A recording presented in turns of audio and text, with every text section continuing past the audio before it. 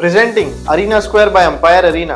इस प्रोजेक्ट को डिजाइन किया है इंटरनेशनल आर्किटेक्ट हफीज कॉन्ट्रैक्टर ने। ये एक रेसिडेंशियल प्लस कमर्शियल प्रोजेक्ट है जिसमें आपको मिलता है separate commercial space for your shops and offices. इसी के साथ आपको मिलता है 1, 2 एंड 3 BHK के लग्जरियस रेसिडेंशियल अपार्टमेंट। इस प्रोजेक्ट की एमिनिटीज में आपको मिलता है swimming pool, club house, garden, indoor outdoor game, multipurpose hall, साथ ही साथ और भी बहुत कुछ। इतना ही नहीं, international school, colleges, hospital, railway station, ये सब सिर्फ और सिर्फ 5 से 10 मिनट के फासले पे। सो क्यों रहना ऑर्डिनरी जब मिल रहा है luxury. Do contact for more details www.arenasquare.in।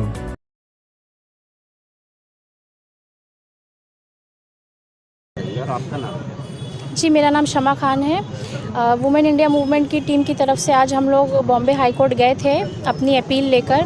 कल हम लोग मुमरा पुलिस स्टेशन गए थे मगर वहाँ हमारा FIR नहीं लिया गया, इसलिए आज हमें नेक्स्ट लेवल पे जाना पड़ा। बॉम्बे हाई कोर्ट हम गए और इस उम्मीद के साथ गए थे कि हमारा संविधान जो हमें सारे हुकूक और अधिकार देता है हमारी बात को सुनेगा, वहाँ पर हमारी सुनवाई होगी। मगर बहुत अफसोस हुआ कि जिस मकसद के लिए हम गए थे वो मकसद पूरा नहीं हुआ। हमारी डिमांड ये थी कि ये फ़िल्म जो हम तो हमारे 12 आ रही है वो इस्लाम के ख़िलाफ़ है। उसमें कुरान के आयत का जो है गलत इस्तेमाल किया गया है, उसको मिस इंटरप्रेट किया गया है और मुस्लिम खातून की भी उसमें बहुत बेइज्जती की गई है। तो हम ये चाह रहे थे कि इस मूवी पे बैन लगा दिया जाए, जो कि ये इस्लामिक सेंटिमेंट्स को, हमारे रिलीजियस सेंटिमेंट्स को और एज अ फ़ीमेल हमारे सेंटिमेंट्स को भी ये हर्ट करती है। तो इसलिए हम चाह रहे थे कि इस पे बैन लगा दिया जाए, मगर वहाँ सुनवाई नहीं हुई। डिसीजन यही निकला कि कुछ जो ऑब्जेक्शनेबल सीन्स हैं बस उन्हें ही डिलीट किया जाएगा और मूवी को रिलीज़ किया जाएगा।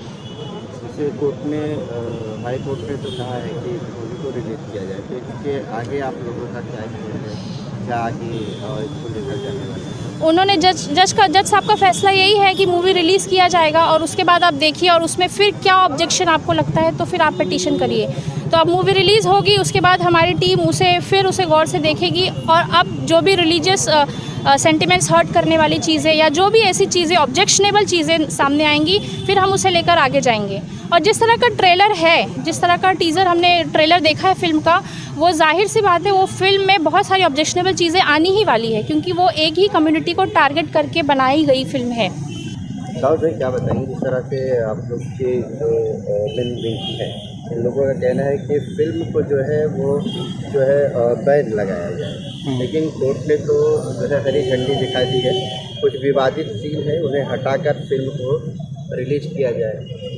देखिए, सबसे पहले तो मसला ऐसा है कि जो भी रिलीजन के मसले में बात आती है तो पहले मुस्लिम को टारगेट किया जा रहा है। अगर ये किसी गैर के और होता मुस्लिम के अलावा तो बराबर उसके ऊपर स्टे लगाते, लेकिन अभी ये मुद्दा ये है, लेकिन हमने इसको पीछे नहीं छोड़ना है, हम इसके पीछे लगे रहेंगे इंशाल्लाह। अगर यहाँ से नहीं रुकता है तो हम सुप्रीम कोर्ट तक जाएंगे। और ये जो उन लोगों ने कहा है कि हम इसके अंदर कुछ सीन कट करके इसको रिलीज़ करेंगे, लेकिन अभी तक तो रिलीज़ हुई नहीं है, किसी भी थिएटर में अभी तक नहीं लगी।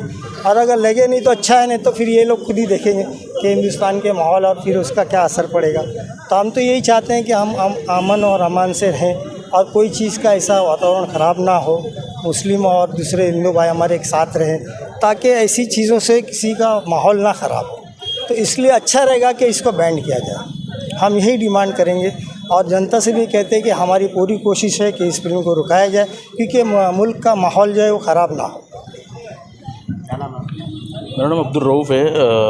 इस्लामुद्दीन भाई, जैसे कि अगर आपने देखा कि एक मूवी अगर जब लॉन्च होती है तो उससे पहले एक कॉन्सेप्ट होता है। एक कॉन्सेप्ट के तहत यानी कि वो 1.5 घंटे की 2 घंटे की मूवी लॉन्च होती है।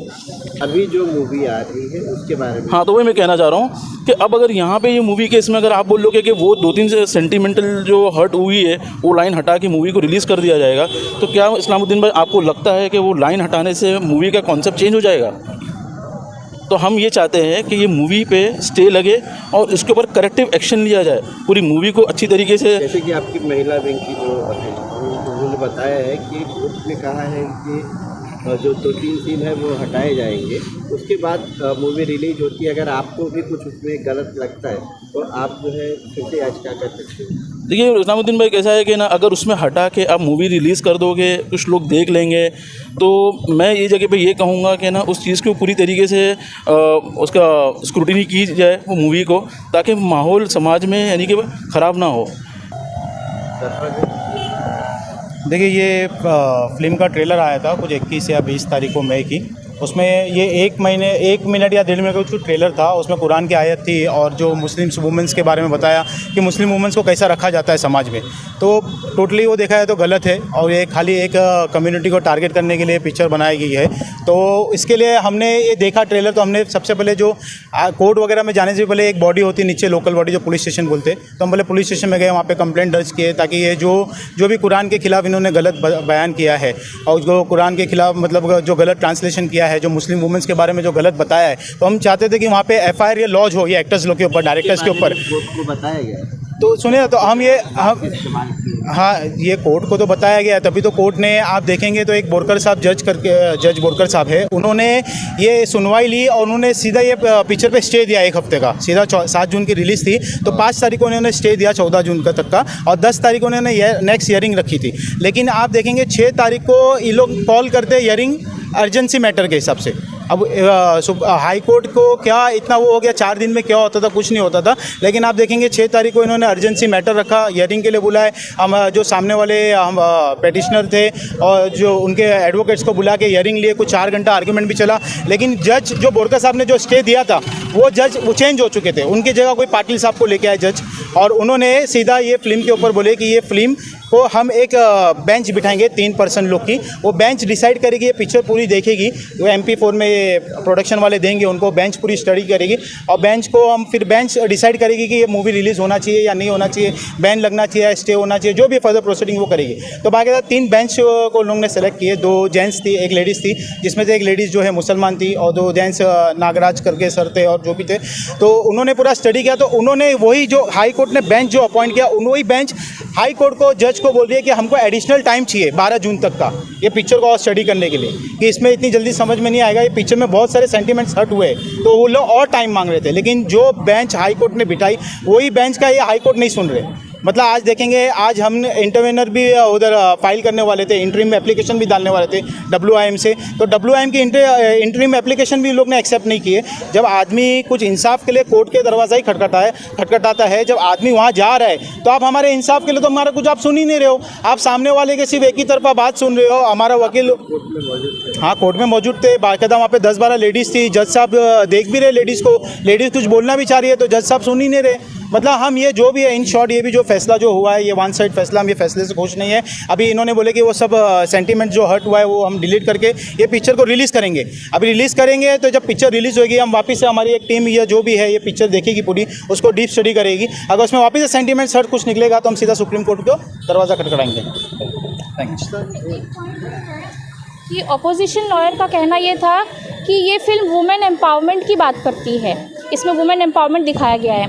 उसके एक सीन में ये बताया गया है कि वो जो फीमेल है, मुस्लिम फीमेल है, वो अपने बेबी को अबॉर्ट करना चाहती है, मगर उसका हस्बैंड उसको रोकता है, अबॉर्ट नहीं करने देना चाहता है। मगर वो प्रेगनेंसी रिस्की प्रेगनेंसी होती है और इस्लाम इस बात की इजाज़त नहीं देता कि अगर फीमेल की लाइफ रिस्क में है तो प्रेगनेंसी को नहीं रखना है, उसको अबॉर्ट करना है। तो वो डॉटर उसको सपोर्ट करती है, अपने फादर के अगेंस्ट जाती है। उनका कहना है कि ये वुमेन एम्पावरमेंट की बात कर रहा है, मगर ऐसा नहीं है, इस्लाम में ऐसा नहीं है। और आपको ये दिखाना था तो आपने मुस्लिम्स का ही यूज़ क्यों किया है? सारे सीन्स में हर लॉ, मतलब सारी जगह आप मुस्लिम फैमिली का ही यूज़ कर रहे हैं, उनके ही क्लोथ्स अटायर यानी बुरखे में हैं और मेल की रिप्रेजेंटेशन भी वैसा ही है।